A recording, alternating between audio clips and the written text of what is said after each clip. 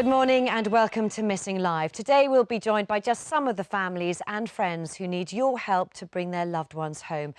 And we'll be meeting some families who've been reunited. With me today is our special guest, investigative reporter Donal McIntyre.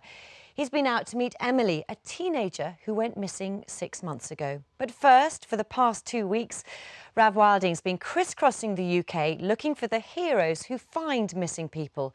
His final stop is in the southwest. Ferndown Common in Dorset is a popular place where people enjoy walking their dogs. But in December 2007, in near freezing temperatures, it came close to claiming the life of a vulnerable missing person.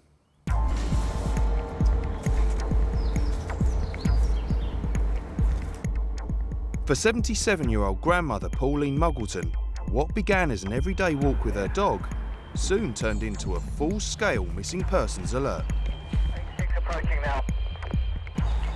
She used to be going out most days, twice a day. And on this particular afternoon, it was at 3:30, I think, she said, well, I'll just take the dog out. A little later, looked at my watch and thought, 4:30, she hasn't returned, and she was only going out for a short while. Perhaps I'll go and look for her. When you first realised that she hadn't come home, Yes. perhaps an hour after she went walking the dog, is this where you came yourself to look Yes, for I her? did. I came up here. As you can see, you cannot see very much beyond these trees. I had no idea of where she was. I'd called several times. I'd whistled for the dog. There was nothing. And I thought to myself, well, I don't know really what to do here. And you really can't describe the thoughts that are going through your head.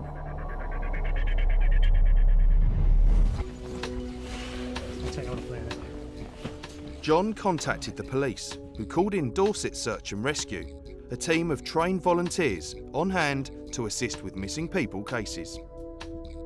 The sooner we can actually get out onto the search ground and start looking for the person, the better.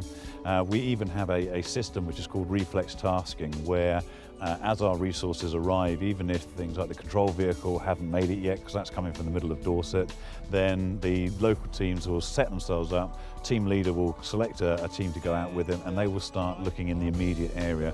So as soon as we arrive, we hit the ground running. We're focusing our efforts, because of the temperature and because of the time, actually out onto the common land. It's fairly... Pauline's case, she was suffering from dementia, Alzheimer's type condition, and it's quite common for those people to go out quite lucid and then have a problem and then not remember how to find their way home again. What tends to happen then is that they panic and they get themselves lost even more. In this temperature environment, you're looking at an hour and a half before hypothermia can set in, and she'd been out there for quite some considerable time. So we knew that the clock was ticking and that we had to get to her as soon as possible. With night closing in and temperatures dropping fast, a team of search dogs joined the hunt.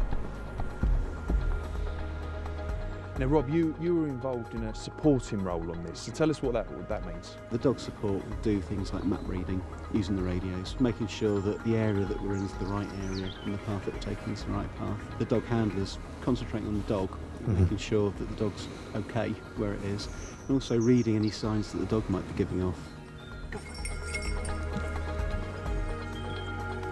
We helped clear quite a large area of heathland, and nothing was found. And very confident in the dogs that there wasn't anything to be found in that area.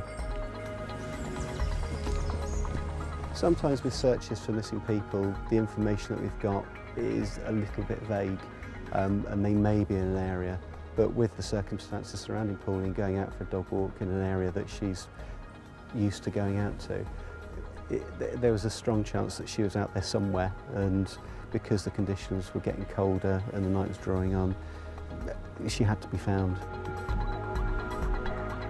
After several hours of searching, there was still no sign of missing Pauline.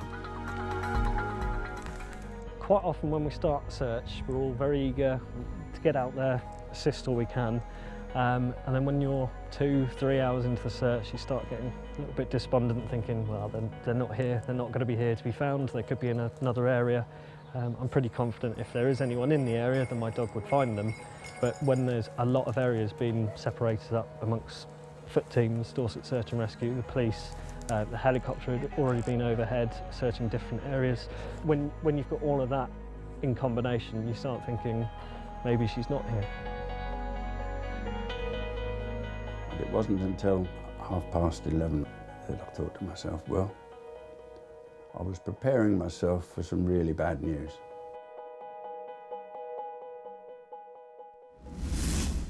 So the dogs are out, but things don't look good for Pauline. We'll catch up with Rav a little bit later. First, though, to come on Missing Live.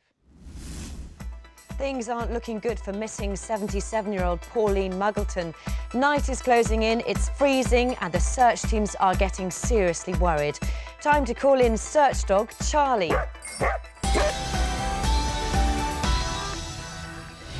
Now, when we were last with Rav, the search teams were out hunting for missing woman Pauline Muggleton. She'd been out overnight, it was freezing fast, and the searchers were beginning to fear the worst.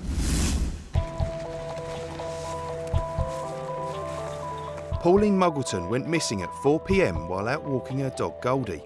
Within a few hours, the police, a local rescue team and a dog search unit had joined the hunt to find her.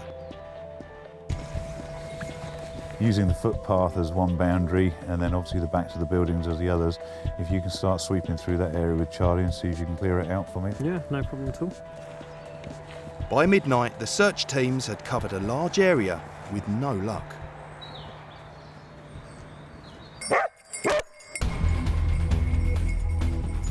Suddenly, a young search dog called Charlie picked up a scent. I was walking along searching, thinking she's not going to be in this area, and then all of a sudden Charlie must have hit the scent. He did 90-degree turn, went off, and I pointed my torch in the direction of where he was going, and I saw two eyes looking back at me. And I thought, that's a bit strange, because Charlie doesn't normally indicate on animals. He's trained not to follow animal scent. And then as I got closer and I was following him in, I actually realised it was her dog Goldie sitting next to her. After 8 hours missing in sub-zero temperatures, they'd found her. Rescue. Are you hurt at all? You're very cold. Okay, let's try and warm you up a bit. She was very, very, very cold, and had she not been found, whether she'd survived the night or not, I don't know. But she was quite in good spirits. She was quite chirpy. Maybe it was relief about actually having someone find her. Search Dog 01 have found one casualty, female, condition green, standby for crib reference. Then one of the policemen came in through the door with a big smile on his face and said, "She's been found." Wow. I really can't describe the relief, really. It was magnificent. It's the ultimate rush for anyone who's involved in search and rescue. When you know that you found the person, they're alive and they're going to be fine as a result of it, then it's great. A happy, happy ending.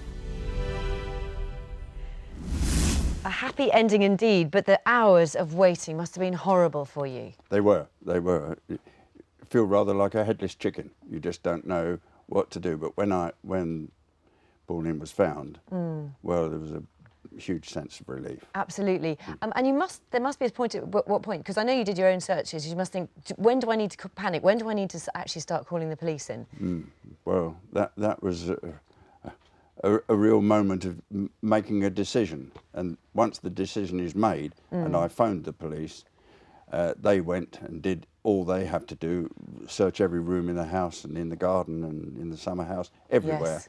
And when they had done that, then everything clicked in and the general police search started. Yes. Lots of amazing things, like she was with her dog, Goldie, who possibly made all the difference, actually. Well, Goldie saved her life. I'm absolutely sure of that. Because she would have kept her warm. Well, I think so. I don't know whether he actually sat on her, but he certainly stayed with her all the time. I know she and Goldie are watching today. She must be proud as well of what you did and the fact that you managed to get her found. I think so. I think so. But suffering from dementia, she doesn't remember too much about this, and she may recall it. And if you prompt her, she will remember. Absolutely. Well, I know they're watching today. Thank you very much for coming to see us, and I'm so glad that they were all found safe. Thanks very much. Thank It's you very lovely to much. meet you. Lovely to see Pauline back home as well. But over the